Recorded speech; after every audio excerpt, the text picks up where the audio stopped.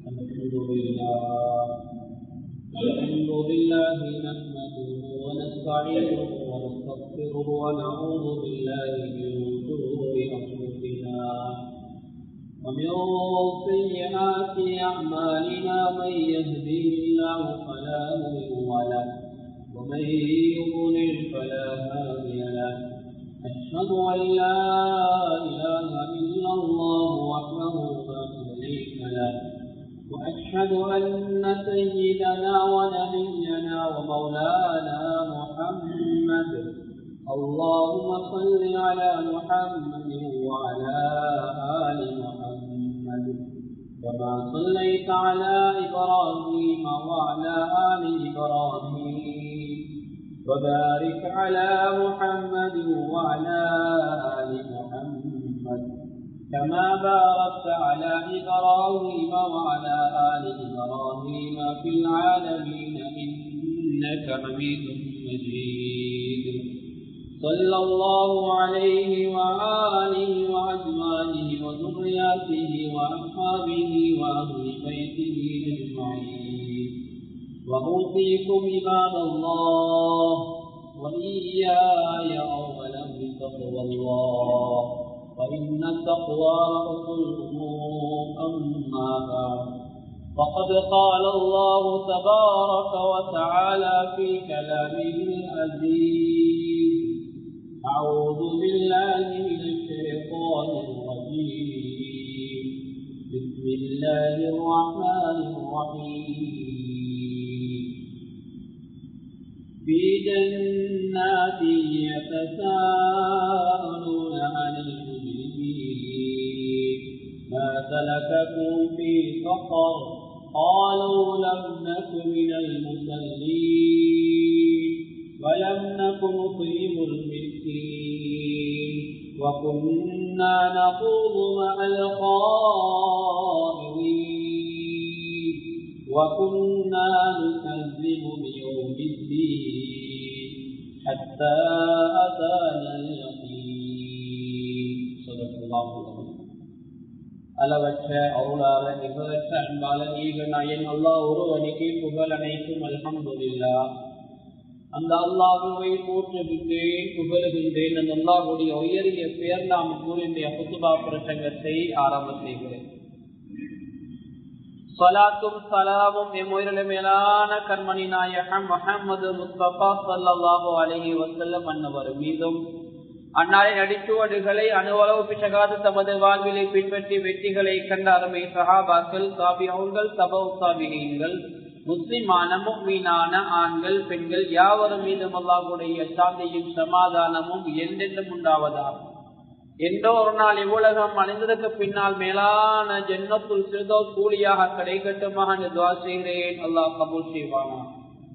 அல்லாஹ்வுடைய கடமையை நிறைவேற்றுவதற்காக அல்லாஹ் விரும்பக்கூடிய இடமாகிய அல்லாஹ்வினுடைய மாளிகையில் நேர காலத்தில் வந்திருக்கக்கூடிய அன்பர்களே, நண்பர்களே, நல்லதை கேட்போம், அதன்படி நடப்போம், அதன்பால் அழைப்போம், அதனூடாக நாளைய மறுமையிலே உயரிய சுவர்க்கமாகிய ஜன்னத்துல் ஃபிர்தௌஸிலே இருப்போம் என்ற எண்ணத்தை உள்ளத்திலே இஅ்திகாஃபுடைய நியத்தாக வைத்து அமர்ந்திருக்கக்கூடிய வல்லவர்களே, நல்லவர்களே, அல்லாஹ்வை எல்லா சந்தர்ப்பங்களிலும் பயந்து கொள்ளுமாறு பள்ளிக்கு உள்ளே இருக்கின்ற போதும் வெளியில் இருக்கின்ற போதும், உள்ளூரில் இருக்கின்ற போதும் வெளியூரில் இருக்கின்ற போதும், தனிமையில் இருக்கின்ற போதும் கூட்டாக இருக்கின்ற போதும், இரவிலும் பகலிலும் இரகசியமாகவும் பரகசியமாகவும், அறிமுகமானவருக்கு மத்தியிலும் அறிமுகம் இல்லாதவருக்கு மத்தியிலும், செழிப்பாக சந்தோஷமாக இருக்கின்ற கட்டங்களிலும், சோர்வான சங்கடமான சோதனையான கட்டங்களிலும், எல்லா சந்தர்ப்பங்களும் அல்லாஹ் எங்களை பார்த்து கொண்டிருக்கிறான் என்ற சிந்தனையோடு எங்களுடைய ஒவ்வொரு நிமிடத்தையும் ஒவ்வொரு அசைவையும் நகர்த்துமாறி எனக்கும் உங்களுக்கு வசியம் செய்து கொள்கிறேன். எனவே இந்த உலகத்திலே அல்லாஹ்வை பயந்து வாழ்ந்த நாளைய மறுமை நாளை அல்லாஹ் உயரிய அந்த முத்தகீன்களுடைய கூட்டத்திலே சேர்த்து மேலான ஜன்னத்துல் ஃபிர்தௌஸை எமக்கு கூலியாக தந்து இறைவன் அருள் புரிவானாக. அன்பான அல்லாஹ்வின் நல்லடியார்களே, பேரன்பு மிக்க சகோதரர்கள், இன்னும் சுமாராக 2 வாரத்திலே நானும் நீங்களும் புனித ரமலான் மாதத்தை அடைய இருக்கிறோம். ரமலான் மாதத்துக்கு முன்னதாக நாம் எங்களை தயார் பண்ண வேண்டியிருக்கிறது. அது பெருமதியான மாதம். ஸல்லல்லாஹு அலைஹி வஸல்லம் அவர்கள் இந்த மாதம் வருவதற்கு முன்னால் சஹாபாக்களை விழித்து பயான் செய்தார்கள். உங்களுக்கு ஒரு பெருமதியான பரக்கத்தான மாதம் வர இருக்கிறது என்று ஸல்லல்லாஹு அலைஹி வஸல்லம் பயான் செய்தார்கள். அந்த ரமலானுடைய காலத்திலே செய்யக்கூடிய ஒரு பரவான வணக்கத்திற்கு அல்லாஹ் 70 பரதோடைய கூலியை தருவதாகும். அது மாத்திரமல்ல, ஸல்லல்லாஹு அலைஹி வஸல்லம் அவர்கள் சொன்னார்கள், ஒரு சுன்னத்துக்கு பரதுடைய சவாபுடைய கூலியை தருவதாகும். ரமலானுடைய காலத்திலே யாரெல்லாம் உம்ரா செய்கிறார்களோ அந்த உம்ராவுக்கு அல்லாஹ் கண்ணியமானவர்களுடைய ஹஜ்ஜுடைய சவாப் பெரிய ஒரு கூலியை தருவதாக ஸல்லல்லாஹு அலைஹி வஸல்லம் அவர்கள் ஹதீஸுகளினூடாக எங்களுக்கு சொல்லித் தந்திருக்கிறார். எனவே ரமலானுடைய காலம் என்பது அது பெருமதியான காலம். அதை கழிப்பதற்காக நானும் நீங்களும் இப்போதே நல்ல முறையிலே முயற்சி எடுத்துக் கொள்ள வேண்டும். அன்பான அல்லாஹ்வின் நல்லடியார்களே, பேரன்பு மிக்க சகோதரர்களே, ரமலான் மாதம் என்று சொல்கின்ற போது அதை என்னையும் உங்களையும் சுவர்க்கத்திலே சேர்க்க வந்த மாதம் ரமலான். ரமலான் என்று சொல்லக்கூடிய மாதம் எங்களுடைய பாவங்களை சுத்தரிக்க வந்த மாதம் ரமலான். என்னையும் உங்களையும் தூய்மையாக்க வந்த மாதம் ரமலான். ஏழை எளிய மக்களுடைய கஷ்டங்களிலே பங்கெடுப்பதற்காக எங்களுக்கு ஒரு சந்தர்ப்பத்தை அல்லாஹ் வருடத்திலே தருகின்ற ஒரு மாதம் தான் ரமலான். ஏழைகளுடைய பசியும் இப்படித்தான் என்று உணர்வதற்காக அல்லாஹ் தந்திருக்கின்ற மாதம் தான் ரமலான். அன்பானவர்களை, எங்களுடைய வேலை பணிகளுக்கெல்லாம் நம்ம லீவுகள் கொஞ்சம் விடுமுறையை கொடுத்து விட்டு அல்லாஹ்வோடு மிக நெருக்கத்தை ஏற்படுத்தக்கூடிய மாதம் தான் ரமலான். அல்லாஹ்வுடைய கலாம் குர்ஆன் இறக்கப்பட்ட நிறைய நிகழ்வுகள் வரலாற்றிலே இடம்பெற்ற மாதம் தான் ரமலான். அத்தகைய ரமலானை அடைவதற்கு முன்னதாக நானும் நீங்களும் ஆயத்தமாகிக் கொள்ள வேண்டும். அந்த ஆயத்தங்களிலே பல ஆயத்தங்கள் இருக்கின்றன. உடல் சார்ந்த ஆயத்தம், உறுப்புகள் சார்ந்த ஆயத்தம். அதே போன்று கண்ணியமானவர்களை, எங்களை உடம்பால் நாங்கள் நோம்பு பிடிக்கின்றோம். எங்களை உடம்பை நாங்கள் தயார்படுத்திக் கொள்ள வேண்டும். சத்துள்ள உணவுகளை சாப்பிட்டு தைரியமாக உற்சாகமாக இருந்து கொள்ள வேண்டும். கண்ணியமானவர்களே, பலவீனமான முறையிலே நாங்கள் நடந்து கொள்ளக்கூடாது. உடம்பை பலவீனப்படுத்தக்கூடிய விளையாட்டுகளை விளையாடிவிடக் கூடாது. அநியாயமாக நேரத்தை போக்கக்கூடாது. அதே போல உடல் உறுப்புகளை பாதுகாத்துக் கொள்ள வேண்டும்.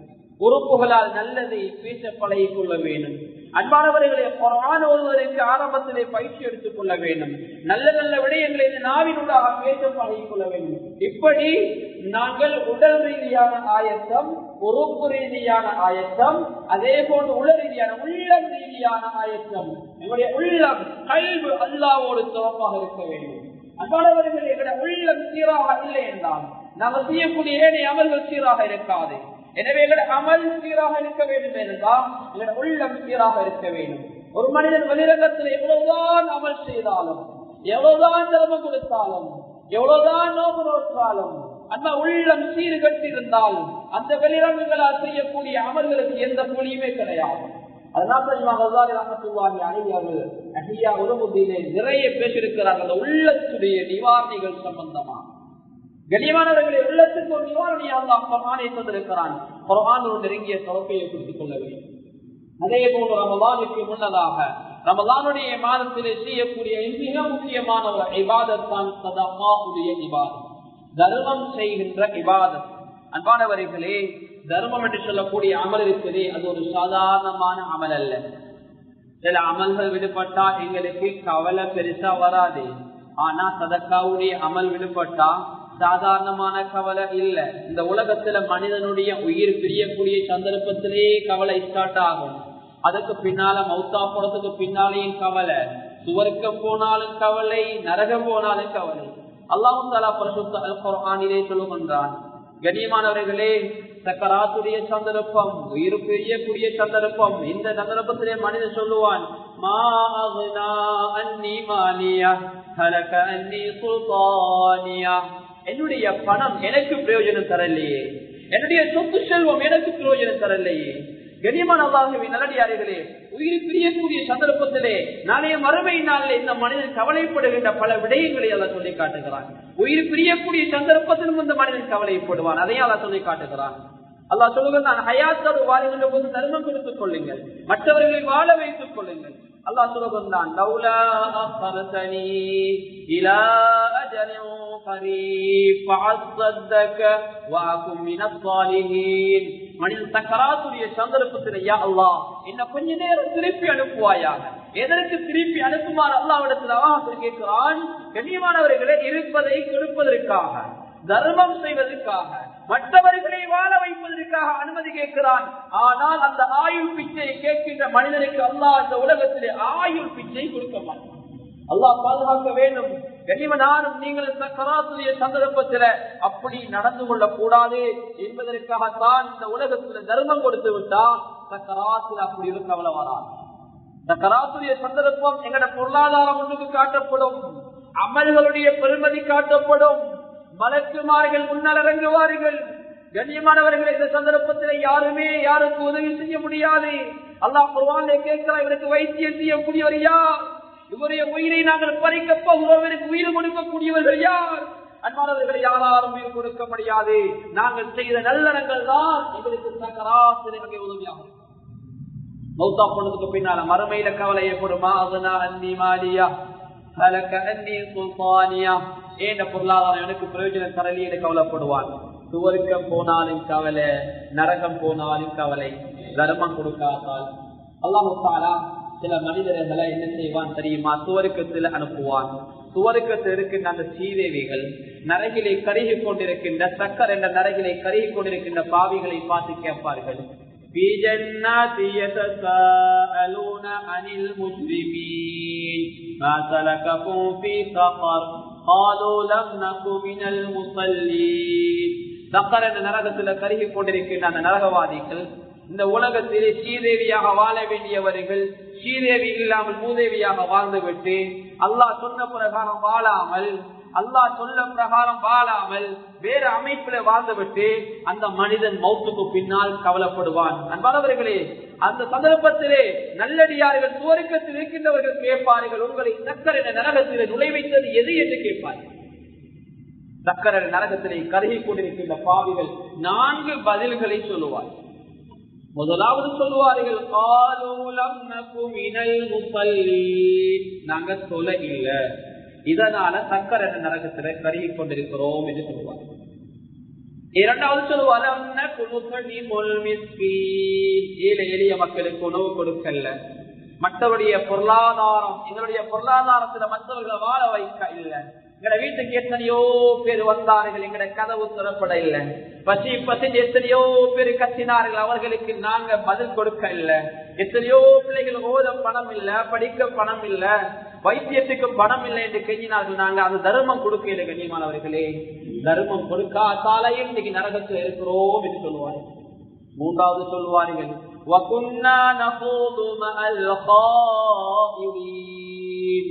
நேரத்தை வீணடிப்போர் சேர்ந்து நாங்களும் எங்க நேரத்தை வீணடிச்சு கொண்டிருந்தோம்.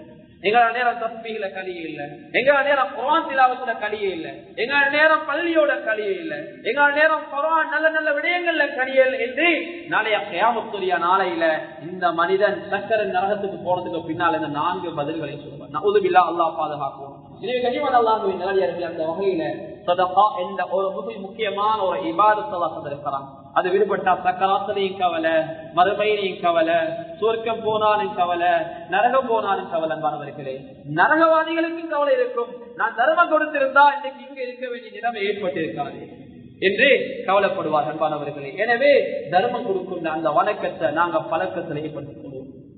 ரமலானுடைய காலங்களை கொடுக்கக்கூடிய தர்மம் ஏனைய காலங்களை கொடுக்கக்கூடிய தர்மத்தை விடவும் ஏற்றமானது, சிறந்தது. ஸல்லல்லாஹு அலைஹி வஸல்லம் சொன்னார்கள், யார் ஒரு மனிதன் ஒரு நோம்பாளியை நோம்பு திறக்க ஏற்பாடு பண்ணுவாரோ அல்லாஹு தஆலா நோம்பாளுடைய கூலியை போன்று அதே கூலியை அல்லாஹ் அந்த ஏற்பாடு பண்ணியது கொடுக்கிறான்.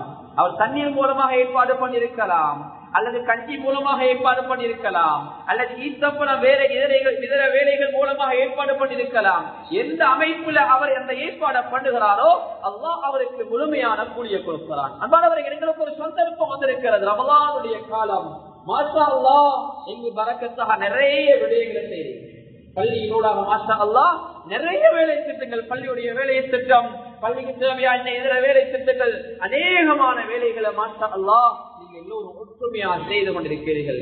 அதே போல் நன்மைகளோடு நன்மைகள் போட்டி போட்டு செய்யக்கூடிய ஒரு மாதம் தான் முன்னுக்கு வர இருக்கிறது. 2 கிழமையில பெருமதியான மாதம், குர்ஆன் இறக்கப்பட்ட மாதம், சைத்தான்கள் விலங்கிடப்பட்டிருக்கின்ற மாதம், ஒவ்வொரு நாளும் அரங்கப்பட்டிருக்கின்ற மாதம் அல்லாஹ் என்னை உங்களின் சீதேவியாக ஆக்குவதற்கு தந்திருக்கின்ற சந்தர்ப்பம் தௌபாவுடைய மாதம் என்பவர்களே.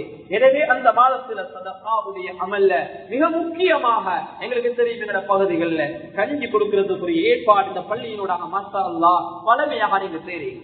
அல்ஹம்துலில்லாஹ். அந்த வகையில நாங்க ஒருத்தர் என்ன செய்கிறோம் என்றா ஒரு கஞ்சி கொடுக்கிறோம் என்றா சாதாரணமாக முழு ஊருடைய நோம்பும் முழு ஊருடைய மக்கள் சுமாராக அந்த ஊர்ல 150 பேர் நோம்பாளில் வச்சுக் கொள்வோம் அல்லது 200 பேர் நோம்பாளில் வச்சுக் கொள்வோம்.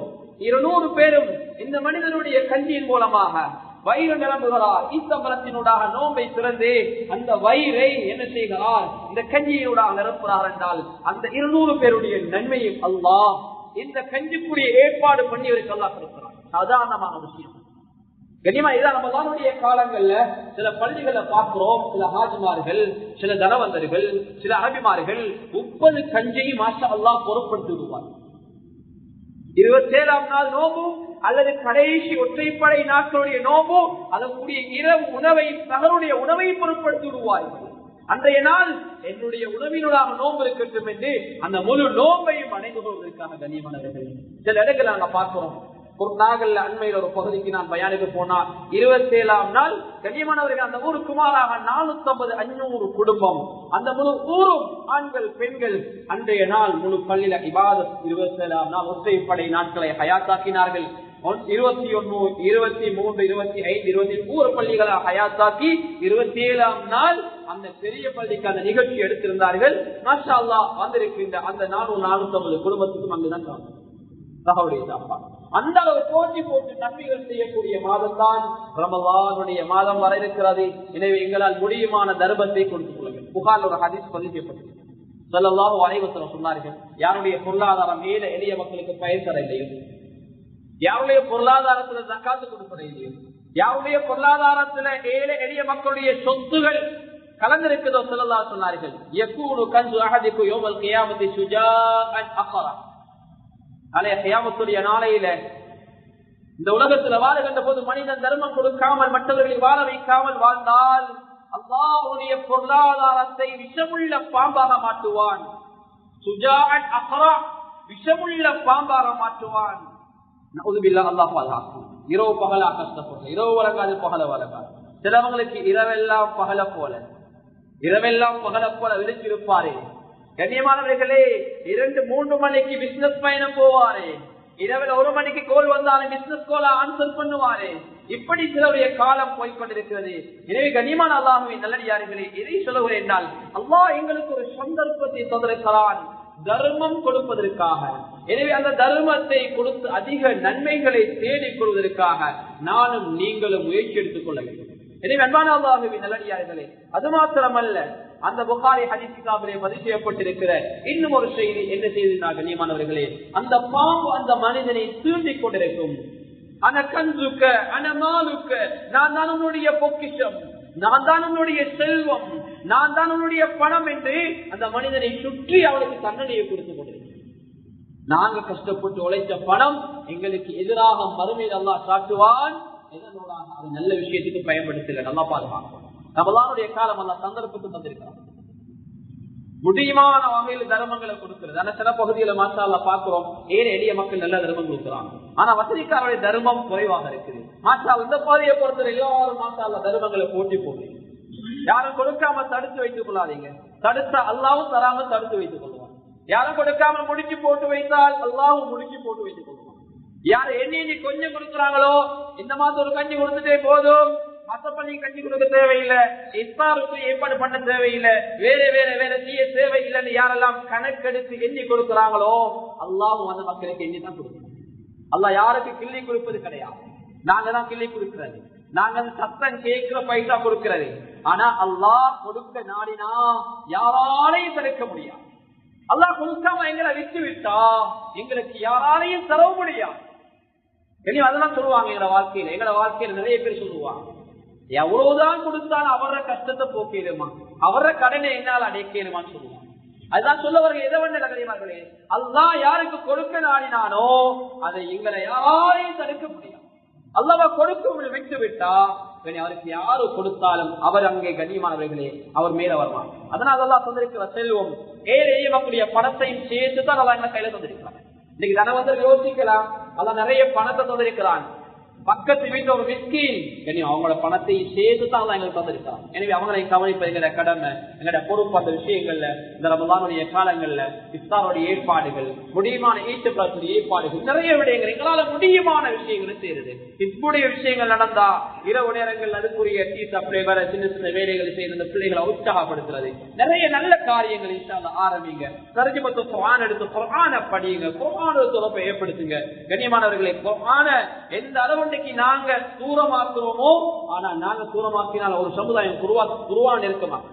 வலிதி இப்னு முஹீரா இஸ்லாம் இல்லாத ஒரு சகோதரர், அவர் குர்ஆனை பத்தி சொல்றார், வல்லாஹி இன்ன லஹு லஹலாவா வ இன்ன அலைஹி லதலாவா வ இன்னஹு யஅலு வ லா யஉலு அலைஹி. குர்ஆன் எவ்வளவு கவர்ச்சியா இருக்குது, குர்ஆன் எவ்வளவு இனிமையா இருக்குது. நாளுக்கு நாள் குர்ஆன் கூடிய அதனுடைய அந்தஸ்து கூடிக்கொண்டு உயர்ந்து கொண்டு தான் போது, சார்ந்தது கிடையாது. எனவே கண்ணியமா இஸ்லாம் அல்லாதவர்கள் குர்ஆனை விளங்குகிறார்கள், படிக்கிறார்கள். நானும் நீங்களும் குர்ஆனை குர்ஆனோட தோப்பை ஏற்படுத்துங்க, ரமலானை மட்டும்தான் பயன்படுத்துறோம். அப்படி இருக்காதுங்கய்யா. குர்ஆனோடு எல்லாரும் தோப்பை ஏற்படுத்து, குர்ஆனோடு நெருங்கிய தோப்பை ஏற்படுத்து. தர்மங்கள் அதிகமாக கொடுத்து அதிகமாக நன்மைகளை பெற்று எங்க தாய் தாப்பன் கபராக இருப்பாங்க, எங்க குடும்பத்துல நோயா இருப்பாங்க, எங்க பிள்ளையுடைய சேவைகள் நிறைய இருக்கு, படிப்புடைய சேவை, எவ்வளவுடைய சேவை, இது எல்லாத்தையும் நீயத்துல வச்சு தர்மம் கொடுங்க. அல்லாஹ் உங்களை நீயத்துல கைராக்கி தருவாங்க. தர்மம் கொடுக்க எதுக்காக? எங்க துஆ கபூலாக வரும். தர்மம் கொடுக்கிற எதற்காக? நானும் நீங்கள் சுவர்க்கத்தில் நுழைய வேண்டும். தர்மம் கொடுப்ப எதற்காக? பலாய் முசீபத்துகள் இதெல்லாம் பாதுகாக்கணும், நல்ல மௌத்து அல்லாஹ் எங்களுக்கு தரணும், எங்களை பொருளாதாரத்துக்கு எல்லாம் பாதுகாப்பு தரணும். கண்ணியமானவர்களே, இந்த உலகத்தில் ஆக பெரிய பாதுகாப்பு தனிச்சு முடிக்கிற பக்குவா ஆக பெரிய பாதுகாப்பு இந்த உலகத்துல பொருளாதாரத்துக்கு மிகப்பெரிய இன்சூரன்ஸ் எது தெரியுமா? சதக்காவும் ஜகாத்தும். இது ரெண்டை விட பொருளாதாரத்துக்கு பெரிய ஒரு பாதுகாப்பு கிடையாது. யாருடைய பொருளாதாரம் அதிகமாக இருக்குதோ, நிசாபை தாண்டி இருக்குதோ, அவங்க ஜகாத்து கொடுத்து பொருளாதாரத்தை சுத்தப்படுத்த. யாருடைய பொருளாதார குறை இருக்குதோ அவங்க சதக்கா கொடுத்து அந்த பொருளாதாரத்தை சுத்தப்படுத்திக் கொள்வாங்க. அப்படி இல்லைன்னா கண்ணியமானவர்களை, தாய் தந்தை செய்த தொழில், தகப்பனுடைய அந்த தொழில் பிள்ளைக்கு கிடைக்காம போகலாம். பிள்ளை ஒரு காலத்துல பிச்சை வாங்கலாம், வாப்ப மல்டி மில்லியன் இருப்பாரு, முழு ஊருக்கும் தொழில் கொடுத்திருப்பாரு. கனிமாக எதை சொல்ல வருகிறேன், அல்லாஹ் சொல்லுகிற புத்திமதிகள் குர்ஆன் ஹதீஸின் ஊடாக எங்களுக்கு தெளிவுபடுத்தப்பட்டிருக்கிற விடயங்கள், தர்மம் கொடுக்கின்ற போது அது குறைவது கிடையாது, அது அதிகமாகுது. அதே போல இன்னொருத்தர நாங்க மன்னிக்கின்ற போது நாங்கள் தாழ்வது கிடையாது, நாங்கள் உயர்கிறோம். எனவே கண்ணியமானவர்களே, இந்த ரமலானுடைய காலத்தில் அதிகமாக தர்மங்கள் கொடுத்துக் கொள்வோம், அதிகமாக நல்ல அமல்கள் ஈடுபட்டுக் கொள்வோம். எனவே வல்லவன் அல்லாஹ் சுப்ஹானஹு வ தஆலா நன்மைகளை போட்டி போட்டு செய்யக்கூடிய கூட்டத்தில் அல்லாஹ் இறைவா எங்களை நீ சேர்த்துக் கொள்வாயாக. யா அல்லாஹ், நாளைய கியாமத்துடைய நாளையிலே நல்லடியார்கள் கொடுக்கும் எல்லா நலவுகளையும் எங்களுக்கு தந்துடுவாயாக. யா அல்லாஹ், நாளை மறுமை நான் நல்லோர்கள் எங்களை சேர்த்து வைப்பாயாக. யா அல்லாஹ், இப்போது ஆரோக்கியமாக இருப்பதை போல அதே போன்று ரமலானை அடைகின்ற போதும் ஆரோக்கியத்தை எங்களுக்கு தந்துடுவாயாக. இந்த துஆவை தனிப்புரி திருப்பியை கொண்டு ஏற்றுக்கொள்வாயாக. ஆமீன் ஆமீன். வ ஆஃபிரு தவானா அனில் ஹம்துலில்லாஹி ரப்பில் ஆலமீன்.